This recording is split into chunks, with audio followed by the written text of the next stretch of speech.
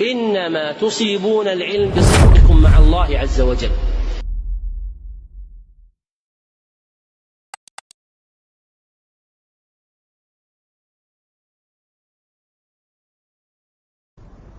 Pourquoi est-ce que vous ne suivez pas son chemin? Ils disent oui mais Cheikh Foulan il a dit ça, oui mais l'imam il a dit ça, oui mais un tel a dit ça. Naam. Mais toi dans chaque salat tu dis ihdina sirat al-mustaqim, tu demandes à Allah de te guider sur le chemin du prophète sallallahu alayhi wa sallam. Puis tu dis oui mais un tel a dit ça. Tu ne dois pas suivre un groupe si ce n'est le groupe du prophète sallallahu alayhi wa sallam. Tu ne dois pas prendre une croyance si ce n'est celle du prophète sallallahu alayhi wa sallam. Car lui était sur le chemin droit d'une manière pure. وَإِنَّكَ لَتَهْدِي إِلَى صِرَاطٍ مُسْتَقِيمٍ صِرَاطِ اللَّهِ الَّذِي لَهُ مَا فِي السَّمَاوَاتِ وَمَا فِي الْأَرْضِ أَلَا إِلَى اللَّهِ تَصِيرُ الْأُمُورُ.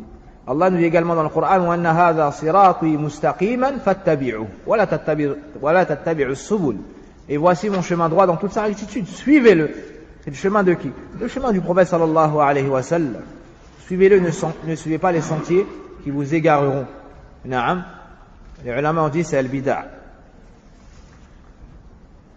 Donc, ici, il y a une preuve pourquoi? Pour le fait de suivre le manhaj sur lequel était, le chemin sur lequel était le prophète sallallahu alayhi wa sallam. Donc, celui qui lit le Fatiha, il doit faire attention à cela. Et il ne convient pas, Cheikh Abd al-Razzaq, hafidahullah ta'ala, dans l'explication nous dit, il ne convient pas à, ولا يليق بمن قرأ اهدنا الصراط المستقيم أن يذهب بعدها ويمارس البدع. Le Cheikh nous dit qu'il ne convient pas, celui qui a expliqué le livre, c'est Cheikh Abd al-Razzaq al-Badr, hafidahullah ta'ala, il nous dit, il ne convient pas à celui qui a récité ihdina sirat al-mustaqim, par la suite d'aller faire les innovations. Par la suite d'aller pratiquer des innovations. Et si ton nafs t'appelle à faire des innovations, rappelle-toi ce verset. Ihdina sirat al-mustaqim. Et vous verrez à la fin des fawaïd, incha'Allah, parmi les plus belles fawaïd, c'est que Surat al-Fatiha, c'est une réfutation à toutes les innovations et à tous les innovateurs. Surat al-Fatiha, c'est une réfutation à toutes les innovations, sans exception, et à tous les innovateurs. Puis l'auteur nous dit الثالثة أركان الدين الحب والرجاء والخوف فالحب في الأولى والرجاء في الثانية والخوف في الثالثة.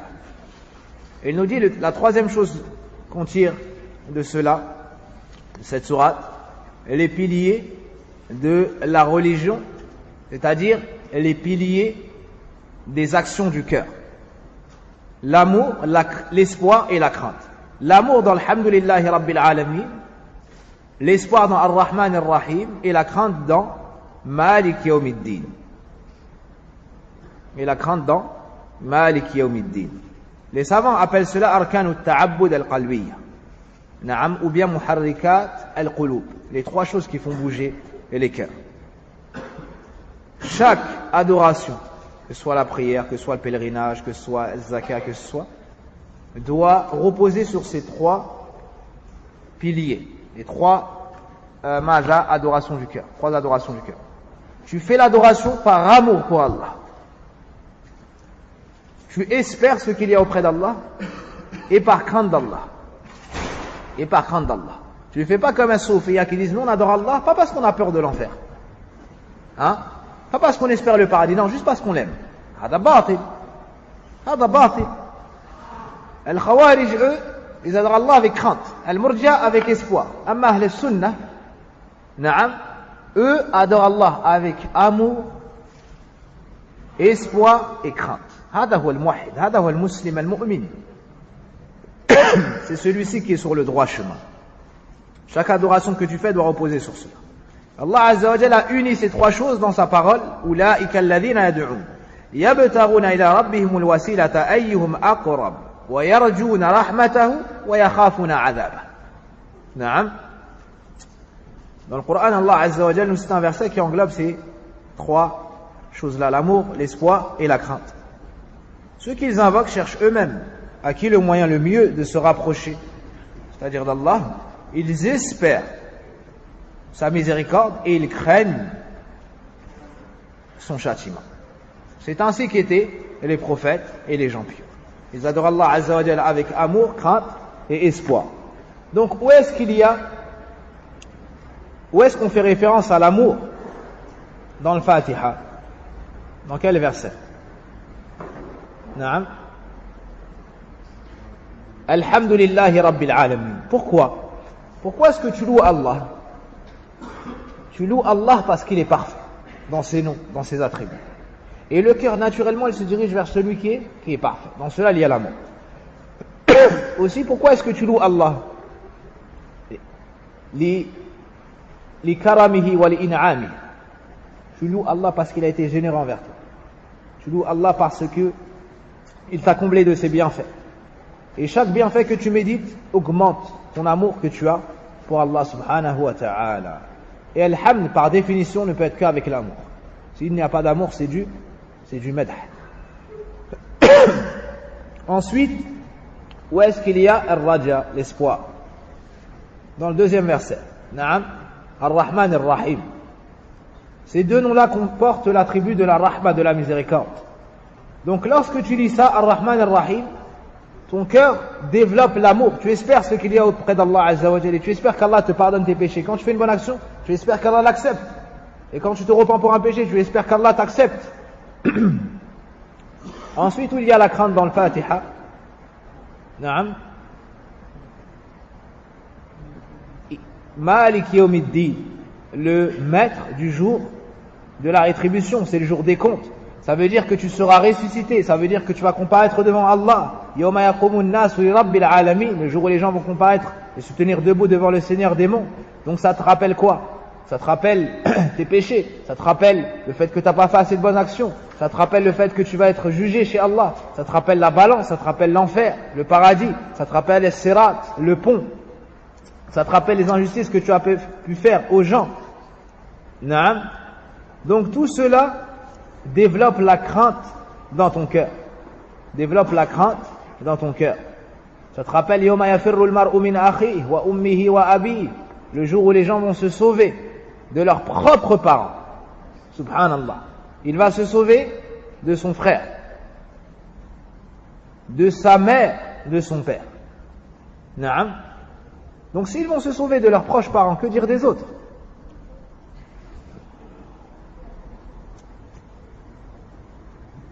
Yawma la tamliku nafsun li nafsin shay'a, le jour où aucune âme ne pourra posséder quelque chose pour elle, pourra faire quelque chose pour elle. Aucune âme, aussi noble soit-elle, même si c'est un prophète. Shay'a, quoi que ce soit, c'est général, ça englobe tout. Même une chose minime, elle ne pourra pas la faire pour sa propre personne. Donc ça développe la grande crainte. Ça développe la grande crainte dans le cœur du fils de Adam. Qui peut comprendre ça? Al-Shir nous dit, c'est celui à qui Allah a accordé ce grand bienfait de méditer le Coran.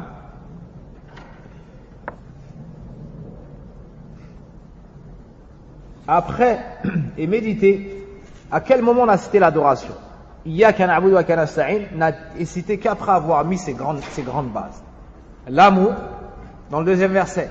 L'espoir, dans le troisième verset. La crainte. Et après cela, tu dis quoi? Iyyaka na'budu wa iyyaka nasta'in. C'est comme si tu avais dit Ya Allah, je t'adore, avec amour, comme dans le premier verset, avec espoir, comme dans le deuxième verset, et avec crainte, comme dans le troisième verset.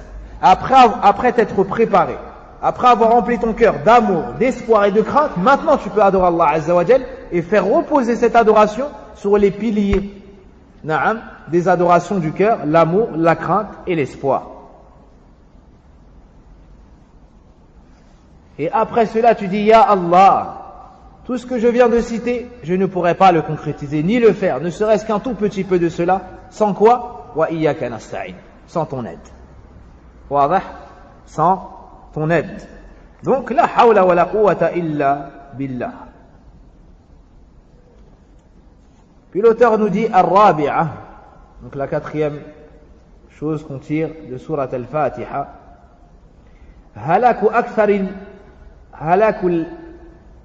هلاك الأكثر في الجهل بالآية الأولى أعني استغراق الحمد واستغراق ربوبية العالمين. La quatrième faïda, l'auteur nous dit, c'est que les gens, ou la plupart des gens, ont couru à leur perte de par leur ignorance du premier verset. Alhamdulillahi Rabbil Alamin. C'est-à-dire que Allah Azza wa Jal, à lui revient de droit l'ensemble des louanges. Et la deuxième chose qu'ils ont ignorée, c'est que la seigneurie d'Allah, elle englobe toutes choses, toutes les créatures. Allah, c'est le maître des mondes, de toutes choses. Donc l'ignorance de ces deux choses-là, c'est-à-dire qu'à Allah revient toutes les louanges ou les éloges, et que Allah est le maître de toutes choses sans exception, avoir ignoré ces deux points-là, ou le fait de ne pas avoir concrétisé ces deux sciences-là, c'est ce qui a causé la perte de la plupart des gens. Cheikh Abd al-Razzaq, hafidahullah ta'ala, a expliqué cela. Istiraqul hamd ay jami'ul mahamid lillah. Tu loues Allah Azza wa Jal, pourquoi? Tu loues Allah parce qu'il a l'unicité dans la seigneurie. C'est le seul maître, le seul créateur, le seul gérant, le seul qui fait pour les autres. Il est unique dans ses actions envers les créatures. Tout ça, tu le trouves où dans le Fatiha? Tu loues Allah parce qu'il est unique dans al-uluhiyya. Parce qu'il a l'unicité dans l'uluhiyya, c'est le seul qui mérite l'adoration. Tu loues Allah parce qu'il est unique dans ses noms et attributs. Il a la perfection absolue, il n'a aucune imperfection. Tu loues Allah parce qu'il est généreux envers toi et qu'il t'a comblé de ses bienfaits. Tout cela, tu le trouves où? Dans le Fatiha. Tu le trouves où? Dans Al-Fatiha. L'ignorance des gens devant cette grande science a fait qu'ils se sont dirigés vers les créatures.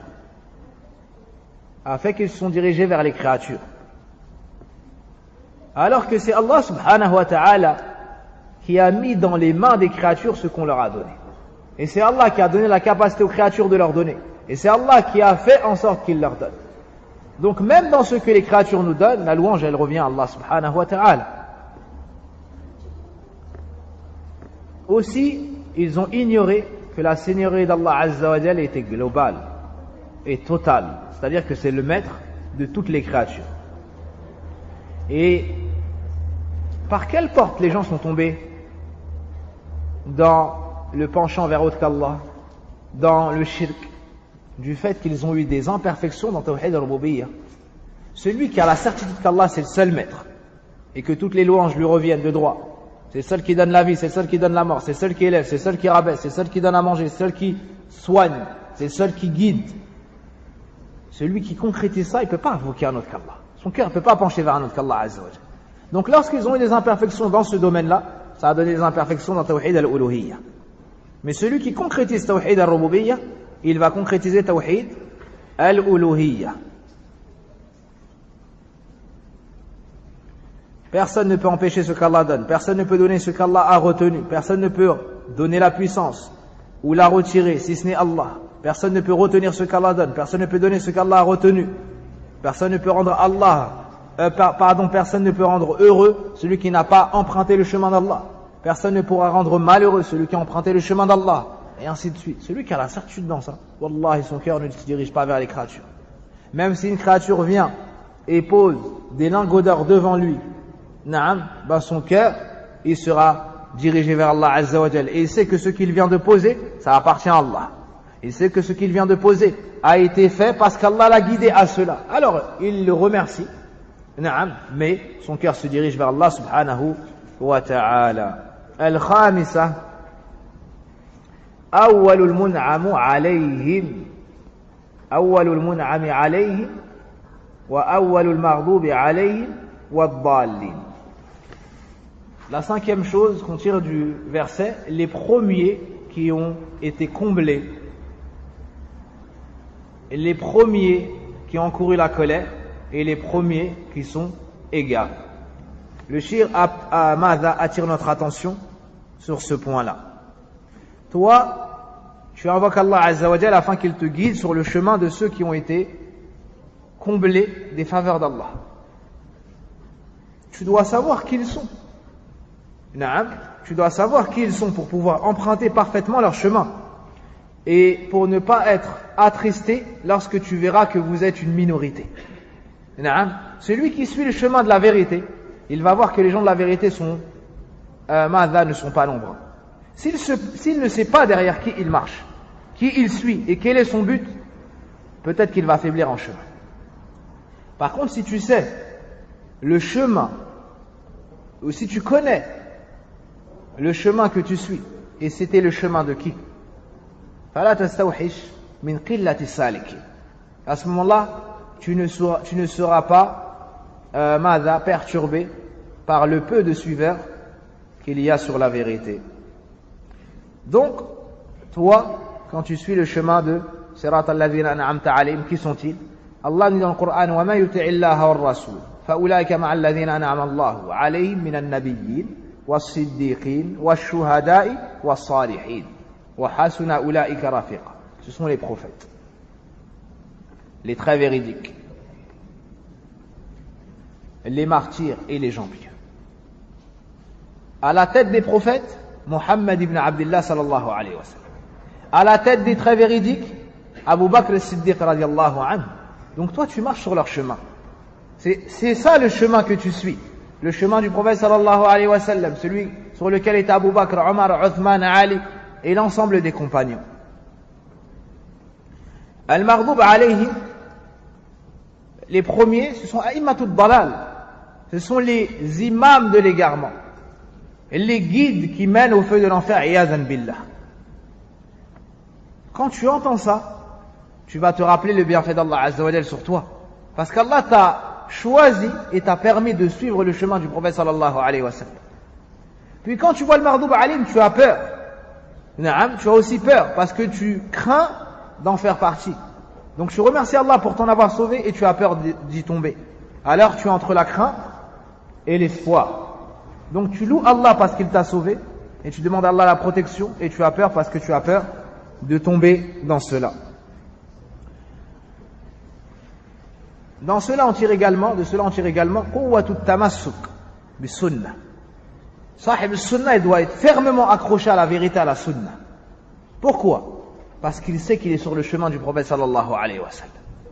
Alors la yubali, il ne se soucie pas des autres, même s'ils sont nombreux, même s'ils ont beaucoup de suiveurs, même s'ils ont beaucoup d'argent, même s'ils ont beaucoup de puissance en apparence. Toi, tu es sur le chemin du prophète sallallahu alayhi wa sallam. Qu'est-ce que tu veux de plus? Tu es dans le groupe où il y a le prophète sallallahu alayhi wa sallam. Il n'y a pas meilleur que cela. Il n'y a pas un meilleur groupe que le sien, sallallahu alayhi wa sallam. Alors ne te laisse pas tromper par la masse, par le chiffre, par le groupe, par les moyens utilisés par les gens du faux pour obstruer le chemin qui mène au bien. Ibrahim alayhi salam était seul contre tout son peuple. Walakin kana umma, mais à lui tout seul, à lui seul c'était une communauté. À lui tout seul c'était une communauté. Et c'est pour cela que le prophète sallallahu alayhi wa sallam disait: Inna akhwafa ma akhafu alaykum, ou inna na'am akhwafa ma akhafu alaykum al-a'imma al-mudillin. Le prophète sallallahu alayhi wa sallam disait: la chose que je redoute le plus pour vous, ce sont les imams qui vous égarent. Ce sont des guides, des têtes, mais ils n'appellent pas au bien. Ils appellent au mal. Naam, ils appellent au mal. Allah dans le Coran il dit hada halal et il dit ça c'est haram. Allah dans le Coran dit hada haram et il dit ça c'est halal. Hein? Allah dans le Coran dit la tushriku bi shay'a. La tushrik billahi shay'a. N'associe rien à Allah. Et ils disent tu peux invoquer les saints, tu peux invoquer les morts. Hada tawassul. Allah dans le Coran nous dit ماذا La ta'kulur riba. Ne consommez pas les intérêts, l'usure. Eux ils disent non, riba c'est halal dans tel cas. Subhanallah, Allah dit haram et vous dites aux gens halal. Haoula a'immatul mudillin. Allah subhanahu wa ta'ala dit wa anna hadha sirati mustaqiman fattabi'u wa la tattabi'u as-subul. Et voici mon chemin droit dans toute sa rectitude, suivez-le et ne suivez pas les sentiers. Eux ils disent al-khilaf rahma. Ils disent la divergence c'est miséricorde, chacun choisit ce qu'il veut. Hein? هذا الشيعي وهذا الرافضي وهذا السني وهذا إخواني وهذا تبليغي وهذا سروري وهذا قبوري Et on est tous une communauté, on doit on s'entend sur quoi on est d'accord et sur le reste on s'excuse. هكذا علمنا الله سبحانه وتعالى في القرآن. هذا الذي علمنا رسول الله صلى الله عليه وسلم في السنة أبدا. هذا قول باطل 100%. Cette parole elle est batil, elle est fausse. An-Nabi sallallahu alayhi wa sallam, quand il est venu, il a fait tasfiya. Il est venu avec quoi? Il est venu avec le Coran. Parmi les noms du Coran, il y a quoi? Al-Furqan. Al-Furqan يفرق بين الحق والباطل, بين أهل الحق وأهل الباطل, بين صراط الله المستقيم وصراط الشيطان والسبل. Le Coran est venu pour faire la distinction entre le bien et le mal, la vérité et le faux, entre les gens de la vérité et les gens du faux, pour que celui qui souhaite suivre la vérité l'ait exposé de manière claire, exposé devant lui, il peut la suivre. Celui qui ne veut pas, il s'égare. Ala ilm. Amma de dire, comme j'ai entendu aujourd'hui, une personne dit, nous, on a des problèmes avec personne. On va partout, on fait da'wah, partout, personne ne nous pose problème. Pourquoi? Parce que nous, on ne parle pas sur les gris-gris, nous, on ne parle pas sur ça. La hawla wa la quwwata illa billah. La hawla wa la quwwata illa billah. Ça veut dire qu'ils viennent, ils prétendent faire da'wah, et ils laissent les gens dans le shirk. Si tu vois ton frère dans l'erreur, tu le laisses dans l'erreur. Ou bien tu lui dis, attention, ça c'est grave, et tu lui expliques. Haoula ahlu rish wallah. Ils trompent la communauté. Ils trompent la communauté. Walaysu du'atan min du'ati sunnah. Ils ne sont pas sur le prêche de la sunna. Et il fut dit jadis que celui qui se tait sur le faux, na'am, il ne blâme pas le faux, shaytan arkhas. C'est un shaytan akhras qui est muet. C'est un shaytan mais il est muet. Na'am. Et Cheikh rahimahullah ta'ala a une parole qui a été citée dans un livre qui s'appelle Ad-Durar as-Saniyya, où il nous parle des imams. Et il nous dit que de tout temps, les gens sont attirés vers les guides, vers les imams, que ce soit dans le bien ou dans le faux. Quand tu parles avec quelqu'un, il fait toujours référence à l'imam. Si ce n'est que les imams ne sont pas tous sur le bien. Il y a les guides du bien et les guides du faux. En parlant de Fir'aun et d'autres, Allah Azza wa Jalla nous dit que c'est des imams. Mais ils appellent à quoi? Yad'una ila an-nar. Ils appellent à quoi? Ils appellent au feu.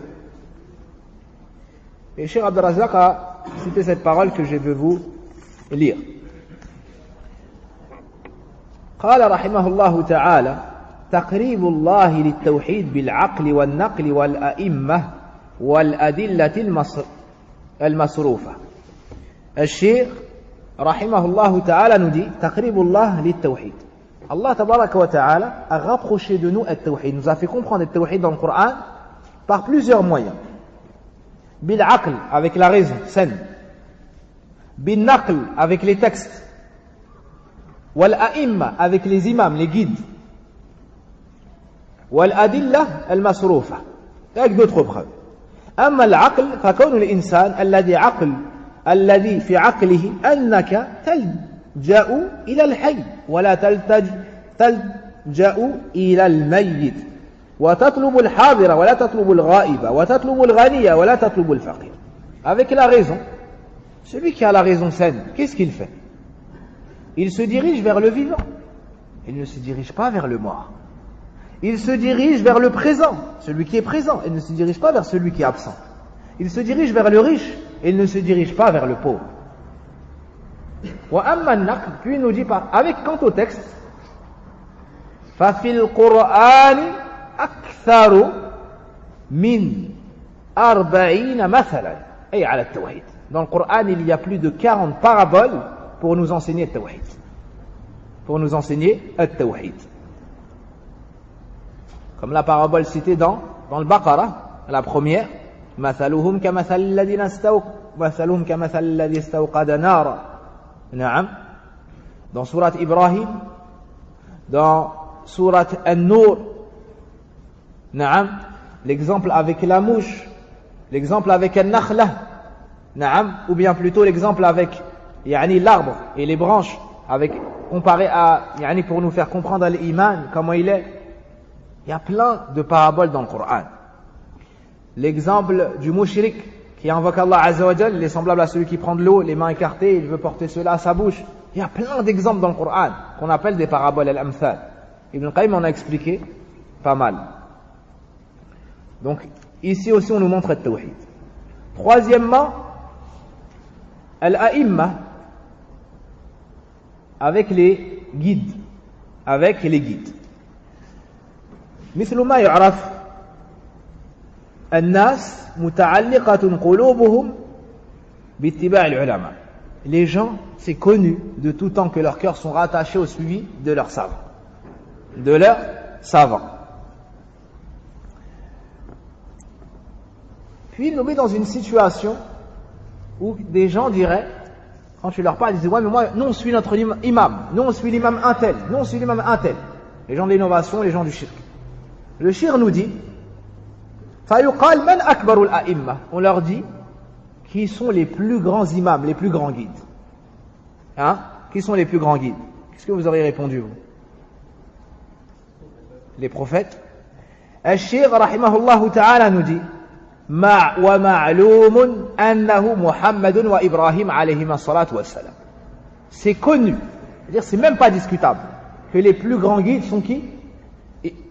Ibrahim alayhi salam et Mohammed sallallahu alayhi wa sallam sont les plus grands guides dans la dunya.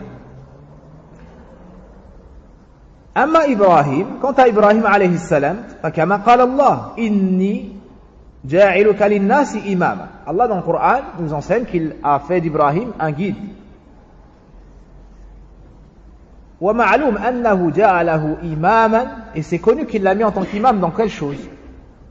في التوحيد. Dans quelle chose? في التوحيد. أنه في التوحيد. قال الله إن إبراهيم كان أمة قانتا لله حنيفا ولم يكن من المشركين. وفي آخره قال ثم أوحينا إليك أن اتبع ملة إبراهيم حنيفا وما كان من المشركين. إبراهيم عليه السلام, Allah Azza wa Jalla a fait cela dans le Coran de par son tawhid. Ibrahim était à lui tout seul un guide, bien une communauté. Il était droit dans l'adoration d'Allah, entièrement dirigé vers lui et détourné de tout polythéisme, d'autre qu'Allah Azza wa Jal, ne faisait pas en partie du nombre des associateurs. Et à la fin on nous dit, puis il t'a été révélé de suivre Ibrahim. Et on nous dit encore, Hanifan. Al-Hanif, c'est celui qui se dirige entièrement vers Allah et se détourne de tout autre que lui. Et on nous dit encore, et il n'était pas du nombre des associateurs. Et il nous dit ensuite, et c'est connu, et la cause pour laquelle son peuple lui a fait tout ce qu'il lui a fait, a attisé un feu ardent, l'a pris, l'a jeté dans le feu. Pourquoi? La cause, elle est connue. Tout ça pour obstruer le chemin qui mène à quoi? Au tawhid.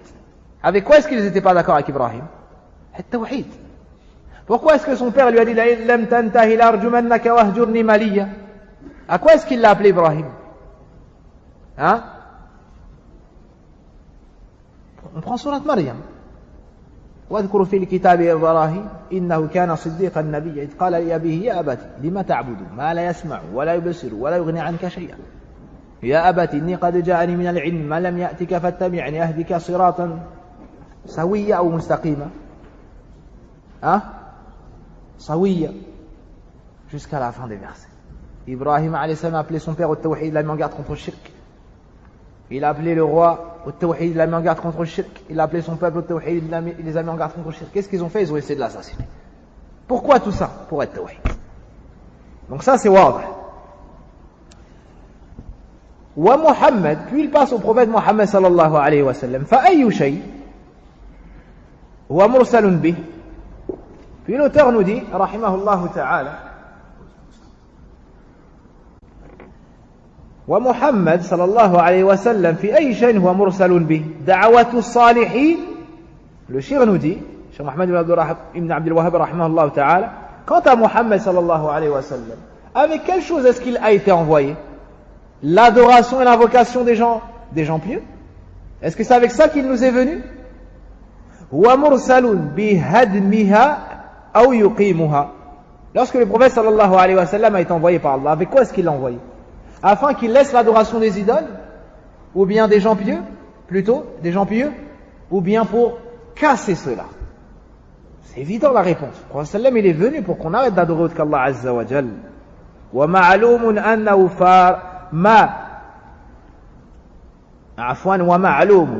ما تفارق هو وقومه إلا عنده.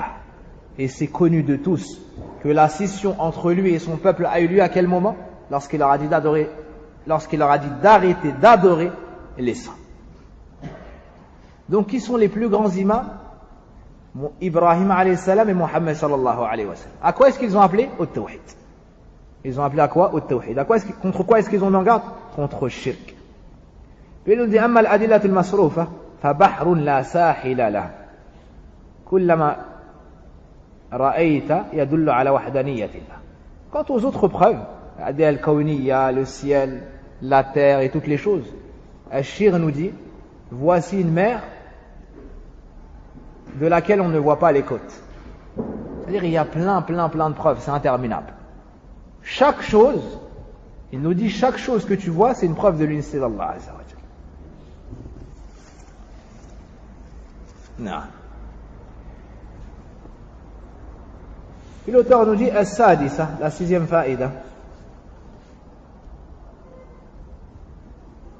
ظهور الكرم والحمد في ذكر المنعم عليهم.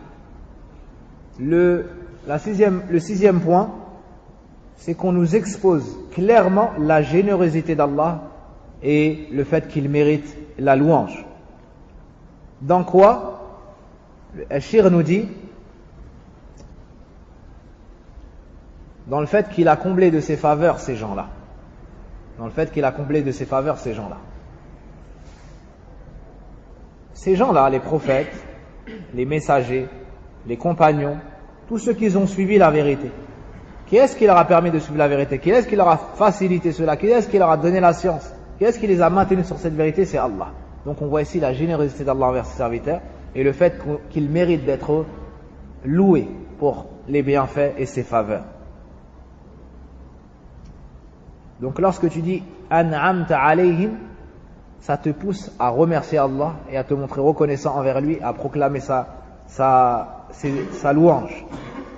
Et ça t'enseigne de sa générosité. Comme Allah nous dit dans le Coran, وَلَوْلَا فَضْلُ اللَّهِ عَلَيْكُمْ وَرَحْمَتُهُ مَا زَكَى مِنْكُمْ مِنْ أَحَدٍ أَبَدًا وَلَكِنَّ اللَّهَ يُزَكِّي مَنْ يَشَاءُ. Et sans les grâces d'Allah sur vous ainsi que sa miséricorde, personne d'entre vous n'aurait pu être bien. Mais c'est Allah qui purifie qui il veut. Et dans l'autre verset, وَلَكِنَّ اللَّهَ حَبَّبَ إِلَيْكُمُ الْإِيمَانَ وَزَيَّنَهُ فِي قُلُوبِكُمْ وَكَرَّهَ إِلَيْكُمُ الْكُفْرَ وَالْفُسُوقَ وَالْعِصْيَانَ أُولَئِكَ هُمُ الرَّاشِدُونَ. Ensuite Allah nous dit فَضْلًا مِنَ اللَّهِ وَنِعْمَةً وَاللَّهُ عَلِيمٌ حَكِيمٌ. Mais c'est plutôt Allah qui vous a fait aimer la foi et l'a embelli dans vos cœurs, et vous a fait détester la mécréance, la perversion. Et voici les gens de la droiture, une faveur de la part d'Allah et un bienfait. Allah est savant et sage. Donc tout ça c'est grâce à Allah. Alors ça te pousse à être reconnaissant envers lui, à proclamer sa louange et à te rappeler sa générosité. As-sabi'a, septièmement, ظهور القدرة والمجد أي السعة في ذكر المغضوب عليهم والضالين. Septièmement, on nous fait apparaître la puissance d'Allah et Al-Majd. Al-Majd, c'est la largeur dans les choses, la vasteté dans les choses, que ce soit la science d'Allah, la force d'Allah, la puissance d'Allah, la sagesse d'Allah, la connaissance d'Allah et ainsi de suite. D'où on tire ça? Dans le fait qu'il y a des gens qui ont encouru la colère et des gens qui se sont égarés, alors qu'il y a des gens de bien. Ça montre que c'est Allah qui décide de tout. Allah est puissant, c'est Allah qui a la force. Il élève qui il veut, il rabaisse qui il veut, il guide qui il veut et il égare qui il veut, subhanahu wa ta'ala. L'ordre tout entier est dans la main d'Allah tabaraka wa ta'ala. Et le Majid, c'est min asma'illah subhanahu wa ta'ala. Allah nous dit dans le Coran, فَإِنَّ اللَّهَ يُضِلُّ مَنْ يَشَاءُ وَيَهْدِي مَنْ يَشَاءُ. C'est Allah qui guide qui il veut et égare, ou bien Allah égare qui il veut et il guide qui il veut. Donc celui qui médite ces versets, et il voit qu'il y a des gens qui ont été guidés, il y a des gens qui ont été égarés, il se rendra compte que c'est Allah qui décide de tout. Allah c'est le seul maître, donc son cœur va se rattacher que à qui? Que à Allah. Quand il va demander à qui? Que à Allah. Quand il va prier que pour qui? Que pour Allah. Il va placer sa confiance qu'en qui? En Allah subhanahu wa ta'ala. tout cela aussi va te pousser à demander à Allah Azza wa Jal qu'il te raffermisse sur la vérité. Qu'il te raffermisse sur la vérité parce que c'est lui qui décide qui est guidé, qui est égaré. Et dans Sahih, le prophète sallallahu alayhi wa sallam a invoqué Allah Azza wa Jal et disait A'udhu bi izzatik la ilaha illa anta tudillani. Le prophète sallallahu alayhi wa sallam cherchait refuge auprès de la puissance d'Allah Azza wa Jal. Et il a invoqué Allah Azza wa Jal par son monothéisme et il lui demandait de ne pas l'égarer. Donc ça prouve que tout cela c'est entre les mains d'Allah Azza wa Jal et c'est Allah qui décide. الثامنة, la 8e chose qu'on tire de sourate Al-Fatiha, دعاء الفاتحة مع قوله لا يستجاب الدعاء من قلب غافل. Al-Fatiha c'est une dua, d'accord? Et Allah Azza wa Jal a fait la promesse dans le hadith d'Abi Hurayra وَلِعَبْدِ مَا سَأَلْ هَذَا لِعَبْدِ وَلِعَبْدِ مَا سَأَلْ, de l'exaucer. C'est-à-dire c'est une dua, tu dois savoir que c'est une dua, Al-Fatiha. Et tu dois savoir qu'Allah a exaucé cette dua. Mais en même temps, le shir te dit attention. C'est une dua, certes. Allah t'a accordé cela. Allah exauce cela et il a promis cela. Et il ne manque pas à sa promesse. Mais d'un autre côté, attention. Allah n'exauce pas l'invocation de celui qui a un cœur distrait. Allah n'exauce pas l'invocation de celui qui a un cœur distrait. Comme c'est venu dans le recueil de l'imam At-Tirmidhi. Comme c'est venu dans le recueil de l'imam At-Tirmidhi.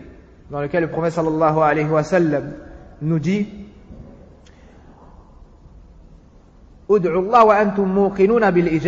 invoquez Allah en ayant la certitude qu'Allah va vous répondre.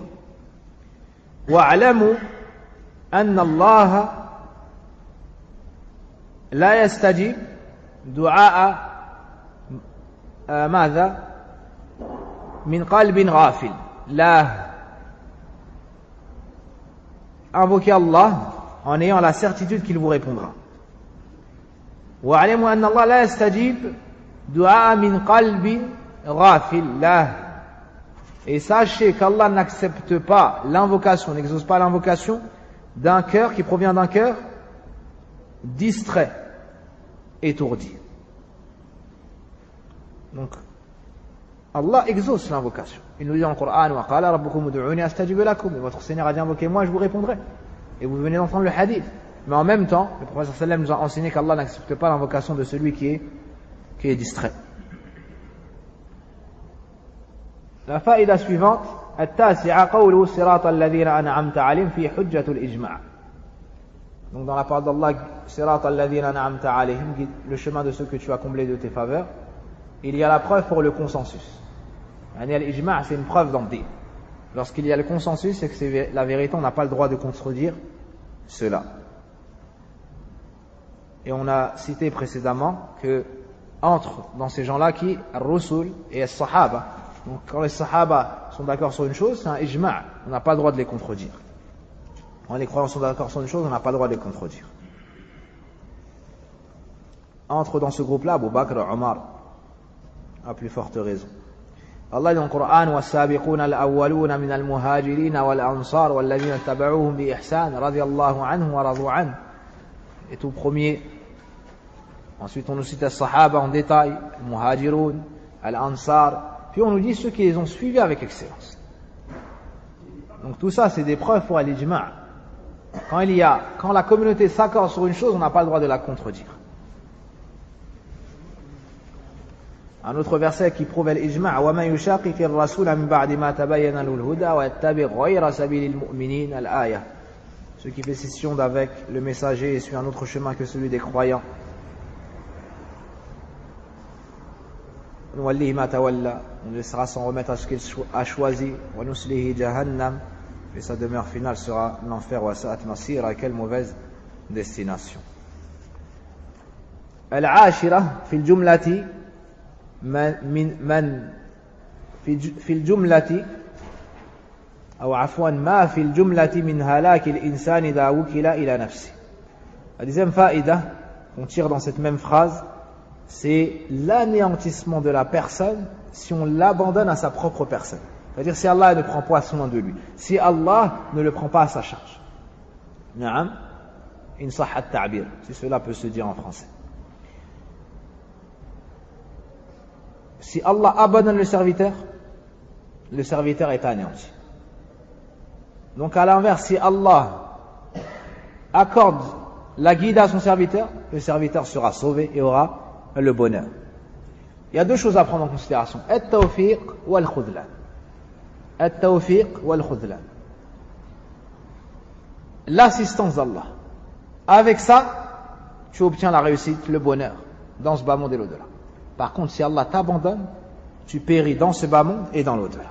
C'est pour cela qu'Ibn al-Qayyim rahimahullah ta'ala nous dit وَأَجْمَعَ الْعَارِفُونَ عَلَى أَنَّ التَّوْفِيقَ أَنْ لَا يَكِلَكَ اللَّهُ إِلَى نَفْسِكَ. Il y a le consensus des gens de la connaissance qui nous dit que la réussite est dans le fait qu'Allah ne t'abandonne pas à ta propre charge. Et rappelez-vous le hadith du prophète sallam, Ya hayyu ya qayyum bi rahmatika nastaghith aslih sha'nana kullah wa la takilna ila anfusina tarfata 'ayn. Le prophète sallam invoquait Allah souvent en ces termes. Il demandait à Allah azza wa jal par ses nobles noms et lui demandait de ne pas l'abandonner à sa propre charge, ne serait-ce que le temps d'un clin d'œil. Ne serait-ce que le temps d'un clin d'œil.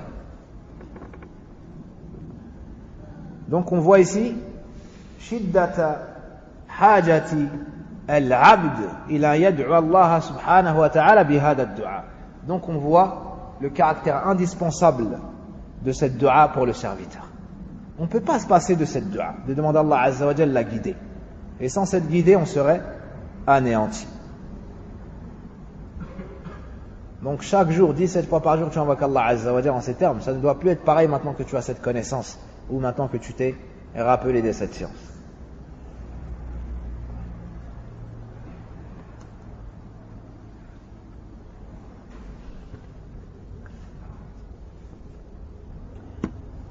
Ensuite, l'auteur nous dit Al-Hadiyata Ashra, la 11e faïda, Ma fiha min an-nas ala at-tawakkul. Donc, 11e, on nous cite dans cette sourate at-tawakkul. At-tawakkul, c'est le fait, يعني la définition, صدق اعتماد القلب على الله في جلب منفعة أو دفع مضرة مع الثقة به. C'est le fait d'avoir pleinement confiance en Allah Azza wa Jal quant à l'obtention d'un bien ou au fait d'être préservé d'un mal en abandonnant son affaire à Allah et en comptant pleinement sur lui. Tu veux un bien, tu veux être protégé contre un mal, tu fais les causes puis tu abandonnes ton affaire à Allah et tu as pleinement confiance en lui. Tu comptes que sur lui subhanahu wa ta'ala. Ça c'est haqiqatut tawakkul. Donc dans cette sourate il y a at-tawakkul. D'où est-ce qu'on prend le tawakkul dans la sourate? Andaman. Iyyaka nasta'in. Ça c'est le plus clair. Sinon, du début de la sourate jusqu'à la fin de la sourate, le Cheikh Abd al-Razzaq hafidahullah ta'ala nous montre d'où on tirait le tawakkul. Il nous dit premièrement, yu'khadhu hadha min rabbil alamin. Alhamdu lillahi rabbil alamin. Le Seigneur des mondes. Le Seigneur des mondes, c'est celui qui nous éduque. C'est celui qui décide de tout. Donc, c'est celui qui dirige tout. Donc, tu vas placer ta confiance en qui? Seigneur des mondes. Dans cela, il y a at-tawakkul, parce que c'est Allah qui dirige tout. C'est lui qui donne la vie, c'est lui qui donne la mort, c'est lui qui guide, c'est lui qui égare. Alors dans ça, il y a at-tawakkul. Il nous dit Iyyaka na'budu wa iyyaka nasta'in. Dans cela aussi, il y a at-tawakkul. Ihdina sirata al-mustaqim. Donc, jusqu'à la fin, dans ça aussi, il y a tawakkul. Pourquoi? Pour avoir le chemin droit, il faut que tu comptes sur Allah. Pour emprunter le chemin droit, il faut que tu demandes à Allah. Il faut que tu comptes sur Allah. Il faut que tu espères en Allah. Donc, dans toute la sourate, il y a tawakkul. الثانية عشرة, la 12e faïda, فيها من التنبيه على بطلان الشرك. Faïda magnifique comme le livre. On voit le caractère caduc du polythéisme. Dans le Fatiha, il y a le caractère caduc du polythéisme. C'est-à-dire que cette sourate al-Fatiha, c'est une réfutation pour le polythéisme sous toutes ses formes et l'ensemble de ses adeptes. D'où est-ce qu'on tire Butlan al-Shirk dans le Fatiha? Dans toute la sourate, dans tous les versets. Dans toute la sourate, dans tous les versets, du début à la fin. Alhamdu, il y a un rad contre le shirk. Lillah, dans le lam, il y a un rad contre le shirk. Dans Allah, il y a un rad contre le shirk. Rabb, il y a un rad contre le shirk. Al-Alamin, un rad contre le shirk. Dans toute la sourate, dans tous les versets, il y a une réfutation contre le polythéisme. Alhamdu lillah. toutes les louanges reviennent de droit à Allah. Pourquoi est-ce qu'on le loue? Parce qu'il a la perfection absolue dans ses attributs, et parce que c'est celui qui nous donne tout, parce qu'il est généreux, parce qu'il nous a comblé de ses bienfaits. S'il a la perfection dans ses noms et attributs, c'est le seul qui mérite l'adoration, on ne doit pas adorer un autre. Et c'est celui qui nous comble de ses bienfaits, c'est celui qu'on doit adorer, pas un autre. Rabbil Alamin, Mada, c'est le Seigneur des mondes, donc c'est le seul qui mérite l'adoration. Lil-istighraq, ça englobe toutes les parties du hamd. Il y a aussi l'istighraq dans Rububiyya, Allah c'est le maître absolu de l'ensemble des mondes. Donc de nous, de chacun d'entre nous, de chacune des créatures. Donc c'est le seul qui mérite d'être adoré, donc le shirk c'est batil. C'est donc le seul qui mérite l'adoration, donc le shirk est batil. Ar-Rahman Ar-Rahim, dans ça il y a l'espoir de ce qui se trouve auprès d'Allah Azza wa Jalla d'être pardonné par lui. Donc celui qui connaît ça, qu'est-ce qu'il va faire? Il va se diriger vers qui? Vers Allah, afin d'espérer entrer dans la miséricorde d'Allah subhanahu wa ta'ala. Aussi il va faire des efforts dans son adoration pour entrer dans les caractéristiques de ceux qui recevront cette miséricorde. Alhamdulillah.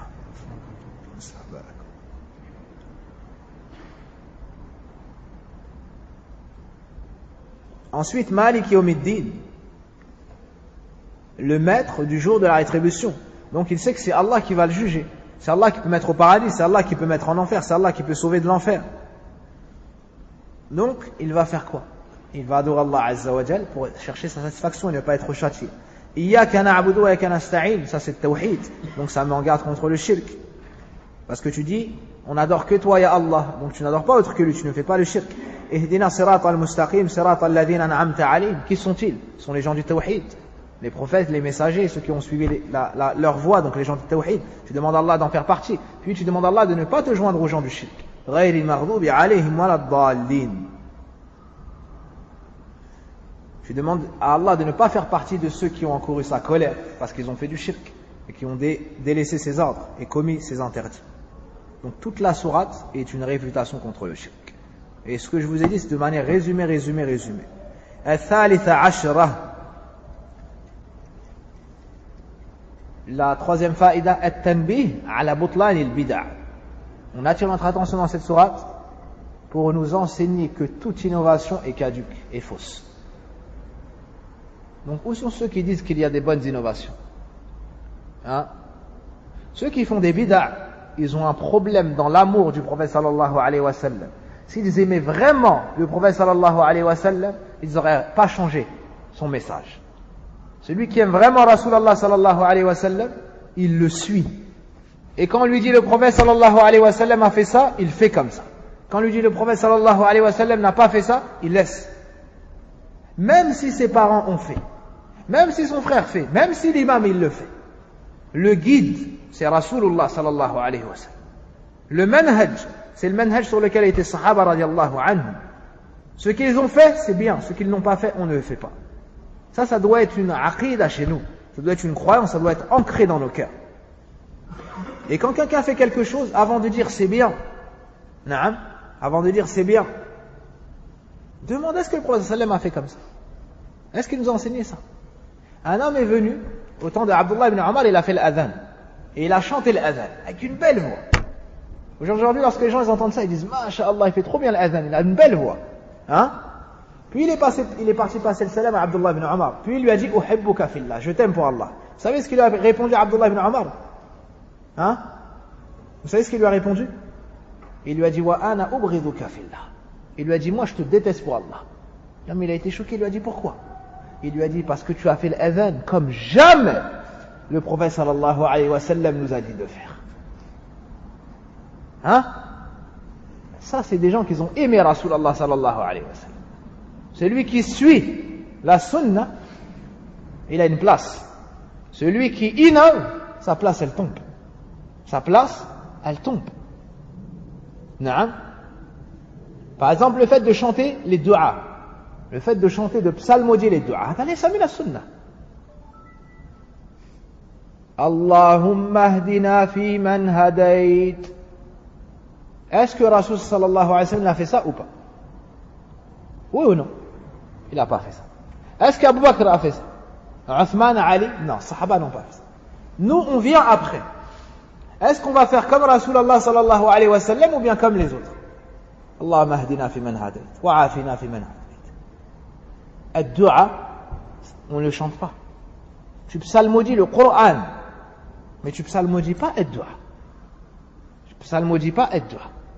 Donc avant de dire qu'une chose est bonne ou mauvaise, il faut la juger selon le Coran et la Sunna. Et celui qui peut faire ça, c'est pas nous, c'est les ulama, la Sunna. Les ulama du Coran, les ulama Sunna. Naam. Et quand ils nous disent que le prophète sallam a fait ça, on fait. Quand ils nous disent qu'il n'a pas fait, on laisse. Même si le nafs a pu être séduit. Même si le nafs a pu être séduit. Certains, quand tu leur expliques cela, ils disent oui, mais les gens, ils aiment bien. Allahu Akbar. Tu ne regardes pas ce qu'Allah aime, tu regardes ce que les gens aiment. Là, ya akhi. Toi, tu dois demander ce qu'Allah aime pour le faire, pour espérer rentrer dans l'amour d'Allah Azza wa Jal et sa miséricorde. Donc, dans le Fatiha, il y a une réfutation contre toutes les innovations. En détail et de manière générale. De manière détaillée, de manière générale. De manière générale, dans le verset, dans quel verset de manière générale? Mujmalan, Ihdina sirat al-mustaqim. Ihdina sirat al-mustaqim. Dans ça, il y a une réfutation générale contre les innovations et les innovateurs. Pourquoi? Parce qu'il y a le mutaba'a, il y a le suivi du prophète sallallahu alayhi wa sallam dans ce verset. Ibn Mas'ud radiallahu anhu nous dit qu'un jour le prophète sallallahu alayhi wa sallam a pris un bâton et il a fait un trait. Khatta khattan mustaqiman. Il a fait un trait sur la terre. Thumma khatta khututan. Puis il a fait des autres traits sur les côtés. Et a dit en montrant le long trait droit, Hada siratullah. Ça c'est le chemin d'Allah. Et en parlant des autres traits sur les côtés, il a dit, Hadihi subul. Ce sont les sentiers. À la tête de chacun de ces sentiers, il y a un shaitan qui invite les gens. Il y a un shaitan qui invite les gens. Puis il a récité le verset وَأَنَّ هَذَا صِرَاطِي مُسْتَقِيمًا فَاتَّبِعُوهُ الآية. Al-Sheikh Abdur Razzaq Hafidahullah Ta'ala a cité une parole d'Ibn al-Qayyim qu'il rapporte de son livre Madarij al-Salikin. Ibn al-Qayyim a intitulé un chapitre, un fasl, Naam, en disant اشتمال الفاتحة على رد جميع المبطلين من أهل الملل والنحل والرد على أهل البدع والضلال من هذه الأمة رحم الله ابن القيم. Il a intitulé un chapitre dans son livre Madarij al-Salikin en disant ce que contient Al-Fatiha comme réfutation à toutes les personnes du faux, que ce soit les gens des autres religions, ou que ce soit les gens de l'innovation, ou que ce soit les gens de l'égarement parmi les membres de cette communauté. Quand tu lis le Fatiha, il y a une réfutation pour tous les gens du faux, que ce soit les gens qui ont suivi des autres religions, ou que ce soit des gens qui ont suivi un autre manhaj que celui du prophète sallallahu alayhi wa sallam et sahaba. De manière générale, dans le verset Ihdina sirat al-mustaqim. Puis il a dit, et de manière détaillée, il a pris les gens d'innovation un par un, les groupes. Il dit par exemple Al-Jahmiya, kada wa kada wa kada. Al-Rafida, kada wa kada wa kada. Al-Qadariya, kada wa kada. Et un par un comme ça, il les a réfutés en citant les arguments. Ça c'est dans Madarij al-Salikin. Dans son livre Zadul Ma'ad, il nous dit rahimahullah, il a juré par Allah tabaraka wa ta'ala. Il dit Watallah لا تجد مقالة فاسدة ولا بدعة باطلة إلا وفاتحة الكتاب متضمنة لردها وإبطالها بأقرب الطرق وأصحها وأوضحها. Il nous dit dans son livre Zadul Ma'ad rahimahullah ta'ala, et je jure par Allah que tu ne trouveras pas une mauvaise parole, une parole qui est fausse, sans que tu ne trouves dans Al-Fatiha une chose qui la réfute, qui la rend caduque, et cela de la manière la plus rapide, la plus simple et la plus claire, ou la plus véridique et la plus claire.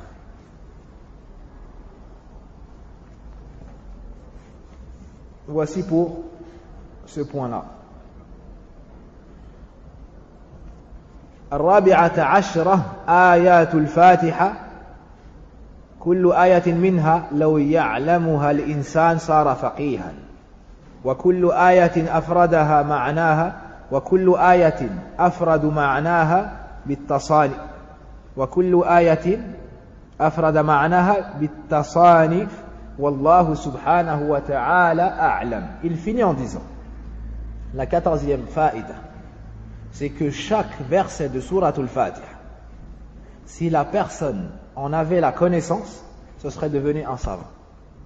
Chaque verset de Sourate al-Fatiha, si tu aurais pleinement sa connaissance, tu deviens un faqih, un savant.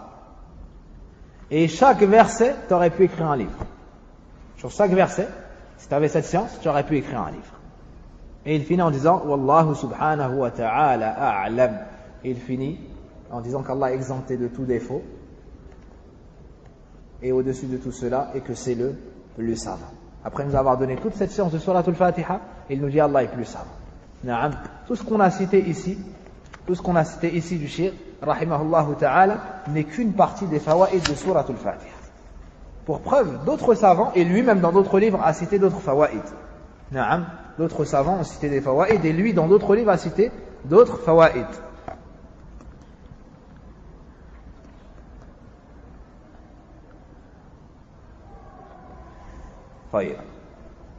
Pour finir ce cours, d'autres fawaïd cités par Ibn Uthaymin, Cheikh Salah al-Fawzan, Cheikh Hamad al-Ansari et d'autres parmi les savants. Dans le premier verset, Alhamdulillahi Rabbil Alamin. Dans le deuxième verset, Ar-Rahman Ar-Rahim. Dans le troisième verset, Malik Yawmiddin. L'importance de prendre soin du qalb. L'importance de prendre soin du qalb. Parce qu'on a commencé le Fatiha avec les adorations du cœur. Nous, on a tendance à nous occuper de notre apparence. Et c'est une chose importante. Mais plus importante que ça, le qalb. Ala inna fil jasadi mudra, ida salahat salaha al jasadu kullu, wa ida fasadat fasada al jasadu kullu, ala wa hiya al qalb. Il y a dans le corps un morceau de chair, s'il est bon, tout le reste du corps le sera. S'il est mauvais, tout le reste du corps le sera. C'est quoi? C'est le cœur. Donc on a commencé par les adorations du cœur, avant d'arriver à la citation de l'adoration, du mot adoration. Na'am. L'adoration, c'est le premier verbe du Coran. Na'bud. On voit l'importance de l'ibada. C'est le premier verbe du Coran. Na'bud. D'accord? Le premier ordre du Coran, c'est tawhid. Ya ayyuhan nas u'budu rabbakum. Le premier ordre du Coran, c'est quoi? C'est shirk. Fala taj'alu lillahi andadan wa antum ta'lamun. Et on voit ça dans le Fatiha. On voit ça dans le Fatiha. Et le Fatiha, c'est un résumé du Coran. Ce qui a été détaillé dans le Coran, ça a été cité de manière générale dans le Fatiha. C'est pour ça que parmi sinon, il y a Al-Qur'an al-Azim. Al-Qur'an al-Azim. Ar-Rahman ar-Rahim. طيب. Ar-Rahman ar-Rahim a été cité après Alhamdulillahi Rabbil Alamin. Dans Alhamdulillahi Rabbil Alamin, on a compris qu'Allah c'est le Seigneur de l'univers, donc c'est lui qui gère tout.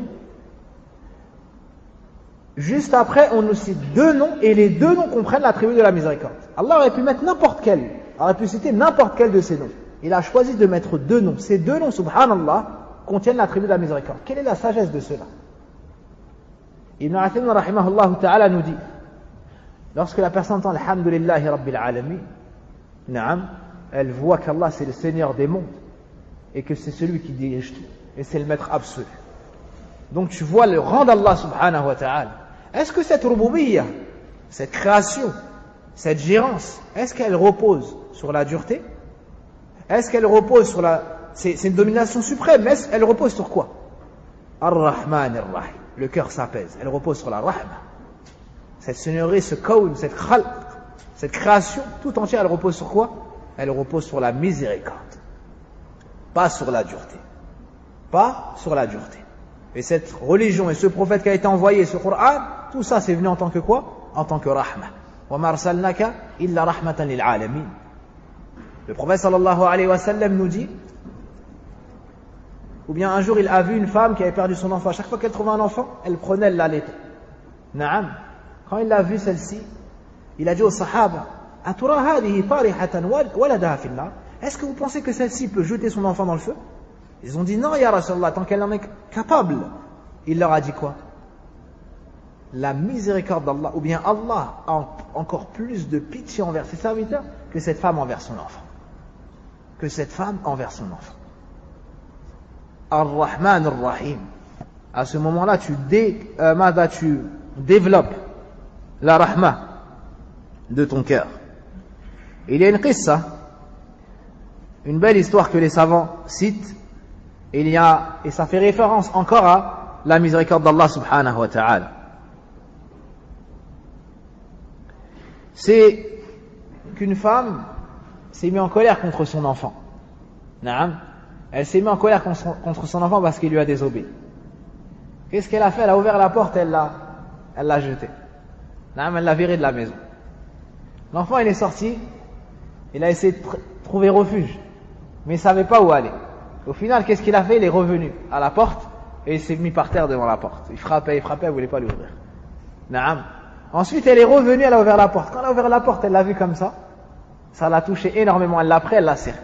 Elle lui a dit: pourquoi est-ce que tu m'as poussé à te faire ce sur quoi j'ai pas eu l'habitude, ce sur quoi mon cœur n'est pas naturellement dirigé. C'est-à-dire, moi, mon cœur naturellement il penche vers la rahma pour toi, je suis une mère. Pourquoi est-ce que tu m'as désobéi au point de me faire sortir de mon naturel? Vous avez compris? Elle a dit ça avec de belles paroles.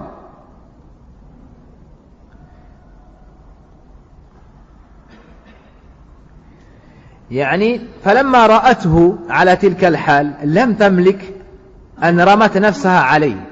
Quand elle l'a vu, quand elle a ouvert la porte, elle l'a vu dans cet état, elle n'a pas pu se retenir, elle s'est jetée sur lui, elle l'a attrapé. D'accord? Elle l'a embrassé, elle s'est mise à pleurer. تقول يا ولدي, elle a dit: oh mon enfant, أين تذهب عني, pourquoi est-ce que tu t'éloignes de moi? ومن يؤويك سواي, et qui est-ce qui pourra t'accorder le refuge si ce n'est moi? Alam aqul laka la tukhalifni, ne t'ai-je pas dit auparavant ne me désobéis pas? Wala tahmilni bi'isyanika li ala khilaf ma jubiltu alayhi min ar-rahmati bik, et de ne pas me pousser de par ta désobéissance à mon égard à faire ce sur quoi je n'ai pas été naturellement dirigé, comme douceur et pitié et compassion envers toi. Wa iradati al-khayr lak, et tout le bien que je veux pour toi. Thumma akhadathu wa adkhalat. À la fin, elle a fait quoi? Elle l'a pris, elle l'a fait rentrer à la maison. Celui qui nous raconte ça nous dit: Fata'ammal qawl al-um. Méditez la parole de la mère.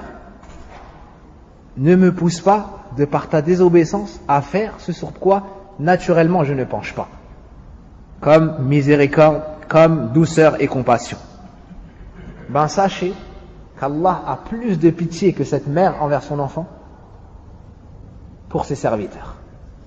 Vous avez vu cette femme, elle a viré son enfant, mais à la fin elle est revenue vers lui et ainsi de suite par rahma. Sachez qu'Allah a plus de rahma envers ses serviteurs que cette femme envers son enfant. Allah nous dit de ne pas lui désobéir. Mais si tu reviens vers lui, il ne te ferme pas la porte. Tu as désobéi, mais il ne te ferme pas la porte. Sauf si tu arrives à l'agonie, et sauf si la porte du repentir se ferme lorsque le soleil se lèvera de l'autre côté. Donc on ne doit pas faire ce qui cause la colère d'Allah Azza wa Jalla, alors qu'Allah il veut nous faire miséricorde. Naam, Wallah al-musta'an. Malik Yawmiddin, il y a la foi au jour du jugement dernier, et tout ce qui se passera après la mort. Iyyaka na'budu, il y a tawhid, l'obligation d'unifier Allah Azza wa Jalla en culte sincère. Wa iyyaka nasta'in, il y a le fait que personne peut emprunter ce chemin-là si ce n'est avec l'aide d'Allah tabaraka wa ta'ala. Le serviteur est faible, il ne peut rien faire sans l'aide d'Allah. On ne doit donc pas être orgueilleux. Ihdina sirat al-mustaqim, il y a le fait que le chemin de la vérité, il est unique. Ghayril maghdubi alayhim wala dallin, il y a le fait que le chemin des gens du faux, il est multiple. Comme dans le verset wa anna hada sirati mustaqiman fattabi'uhu wa la tattabi'u subul. Et voici mon chemin dans toute sa rectitude, suivez-le. Donc le chemin du haqq, c'est le chemin de l'Ahl Sunnah, il est unique. Les chemins de l'Ahl Bid'ah, c'est le faux et ils sont multiples. Donc il ne peut pas y avoir deux chemins de la vérité. Le chemin de la vérité, il est unique. C'est le chemin du Coran, de la Sunna, et on doit le comprendre comme l'ont compris les pieux prédécesseurs. Wadah. Il y a le fait que les gens se divisent en trois. Les gens qui ont su et appliqué, al-ulama ou al-amilou, Ce sont les gens sauvés et les gens de la vérité. Ensuite, il y a al-ulama ghayrul amili, ceux qui ont su mais n'ont pas appliqué, c'est al-mardoub alayh. Et ils sont pires que les ignorants. Et les troisièmes, les ignorants, ad-dallin, ils n'ont pas su, alors ils se sont égarés. Naam. Il y a trois groupes. Le seul groupe sauvé, c'est ceux qui ont su et appliqué. Et les pires des trois, c'est ceux qui ont su et n'ont pas appliqué. C'est pour ça qu'il fut dit jadis, وَعَالِمٌ بِعِلْمِهِ لَمْ يَعْمَلًا مُعَذَّبٌ مِنْ قَبْلِ عُبَّدِ الْوَثَنِ.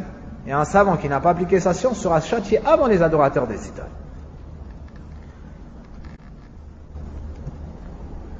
Et le fait que l'homme doit vivre toujours entre la crainte et l'espoir.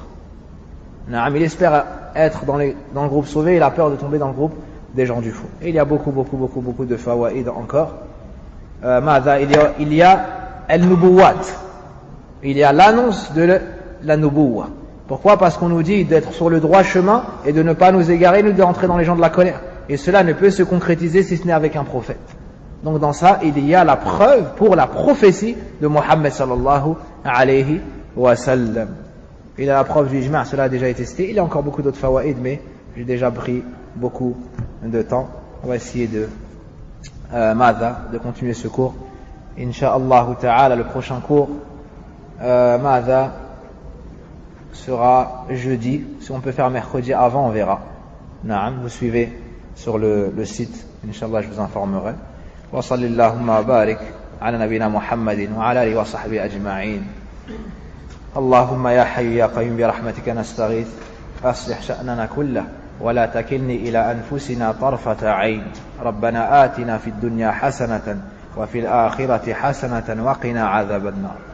اللهم تقبل منا صيامنا وصلاتنا وأعمالنا يا رب العالمين. اللهم وفقنا لما تحب وترضى. اللهم وفقنا لما تحب وترضى. اللهم يا حي يا قيوم برحمتك نستغيث أصلح شأننا كله ولا تكلنا إلى أنفسنا طرفة عين. اللهم اغفر لنا ذنوبنا وكفر عنا سيئاتنا وتوفنا مع الأبرار. اللهم اغفر لنا ولوالدينا.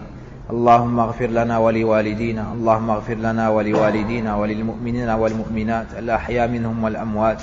اللهم اغفر لأمي. اللهم اغفر لأمي. اللهم اغفر لأمي واسكنها فسيح جنتك يا رب العالمين. وارفع درجاتها في الفردوس الأعلى واجمعنا معها يا رب العالمين. اللهم يا حي يا قيوم يا حي يا قيوم يا حي يا قيوم. اللهم يا حي يا قيوم يا رب العالمين. اللهم اشف مرضانا ومرضى المسلمين. اللهم اصلح نساءنا. اللهم اصلح نساءنا. اللهم اصلح نساءنا واصلح ذرياتنا واصلح ذرياتنا برحمتك يا ارحم الراحمين. والله أعلم. سبحانك اللهم وبحمدك أشهد أن لا إله إلا أنت أستغفرك وأتوب إليك. إنما تصيبون العلم بصدقكم مع الله عز وجل.